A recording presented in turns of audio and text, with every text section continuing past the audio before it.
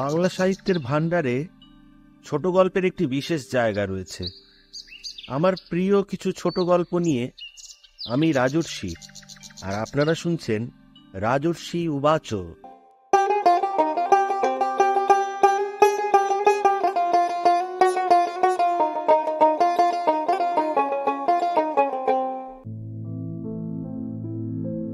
আজকে শোনাবো তারাপদ রায়ের গল্প, এক প্রধানের গল্প।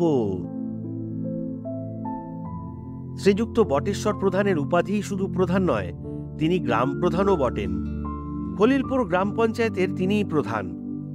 এত জায়গা থাকতে কেন খলিলপুর নামক একটি সাধারণ গ্রামের পঞ্চায়েত প্রধানকে নিয়ে এই গল্প লিখছি, সে প্রশ্ন যে কোনো পাঠক করতেই পারেন।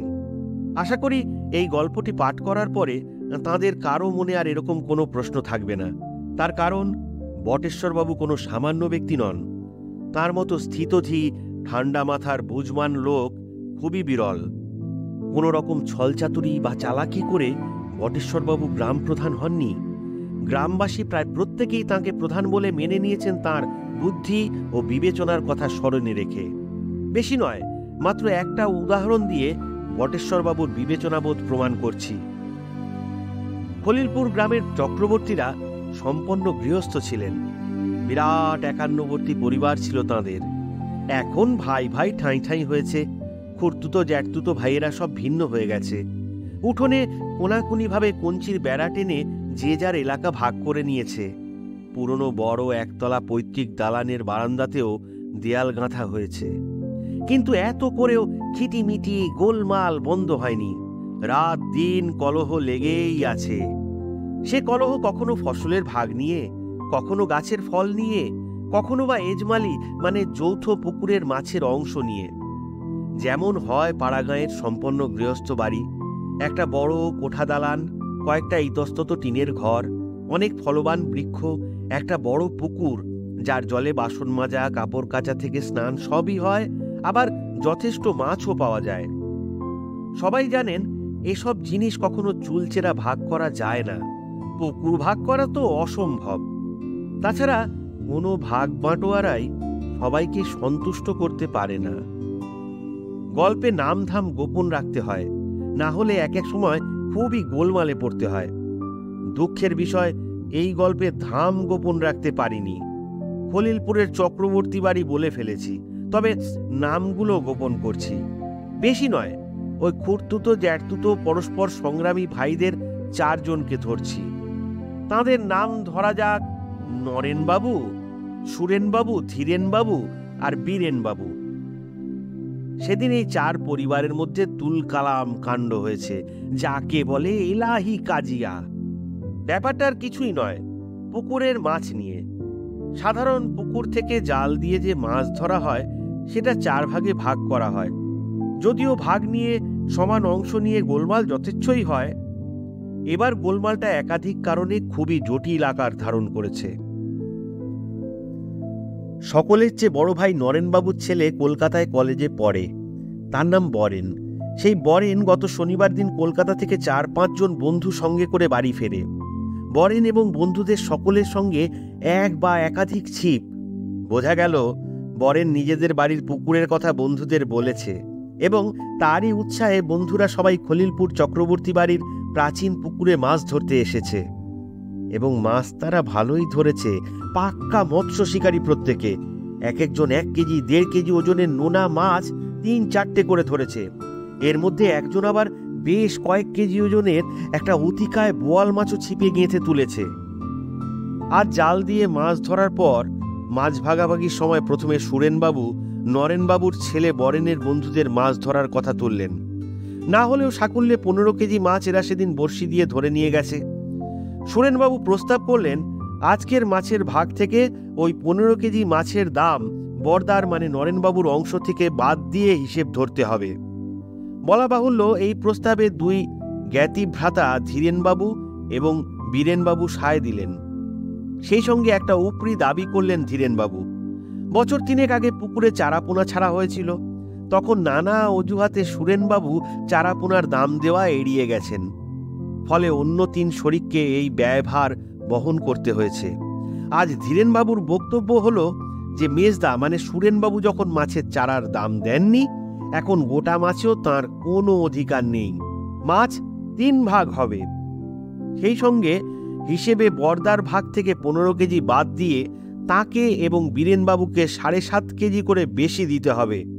মাছ বেচার টাকার হিসেবটা এইভাবে করতে হবে। এই সময় বাদ সাধলেন ওই বর্দা মানে নরেনবাবু।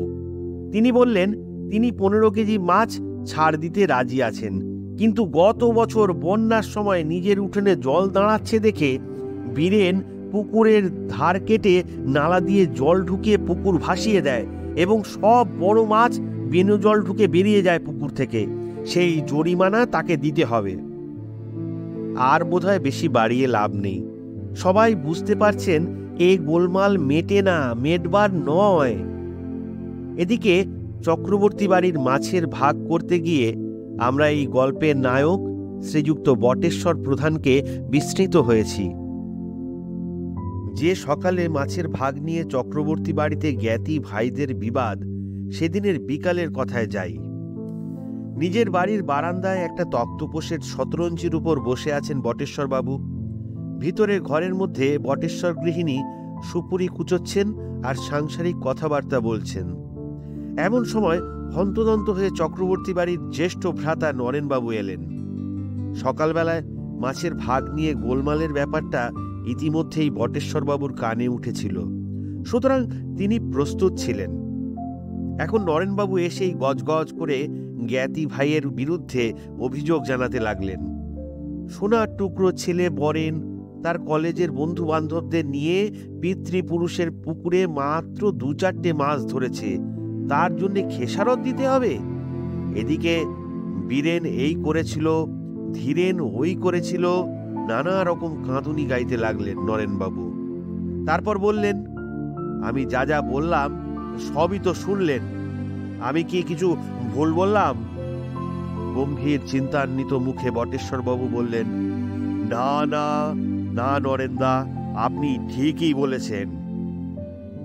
গ্রাম প্রধানের অভিমত পেয়ে নরেনবাবু এবার উঠলেন। প্রায় সঙ্গে সঙ্গে উদয় হলেন সুরেনবাবু। তাঁরও বলবার কথা কিছু কম নয়। তিনি আবার কৈশোরে একই স্কুলে বটেশ্বরবাবুর সহপাঠী ছিলেন। তার সঙ্গে বটেশ্বরবাবুর তুই তোকারির সম্পর্ক। তিনি সুরেনবাবুর সব কথা শুনে কিছুক্ষণ গম্ভীর চিন্তান্বিত মুখে থেকে তারপর তাকে বললেন, তুই ঠিকই বলেছিস, একদম ঠিক কথা। তারপর সন্ধ্যার দিকে এবং তারপরে একটু রাতের দিকে এলেন যথাক্রমে ধীরেনবাবু ও বীরেনবাবু। তাদের কথাও খুব মনোযোগ দিয়ে শুনলেন বটেশ্বরবাবু এবং সব শোনার পরে আলাদা করে দুজনকেই বললেন, তুমি ঠিকই বলেছ, তুমি ঠিকই বলেছ। বটেশ্বর গৃহিণী এতক্ষণ ঘরের মধ্যে কাজকর্মের ফাঁকে ফাঁকে স্বামীর কথাবার্তা শুনছিলেন। এবার শেষ ভাই মানে বীরেনবাবু চলে যাওয়ার পরে গৃহিণী বারান্দায় এসে স্বামীকে বললেন, ওরা 4 ভাই 4 রকম কথা বলল, আর তুমি সবাইকে বললে ঠিকই আছে, ঠিকই বলছো। এতে চক্রবর্তী বাড়ির গোলমাল আরো বেড়ে যাবে যে, এটা কিন্তু তুমি মোটেই ভালো করলে না। অন্ধকার বারান্দায় তক্তপোষে বসে একটা বিড়ি খাচ্ছিলেন শ্রীযুক্ত বটেশ্বর প্রধান।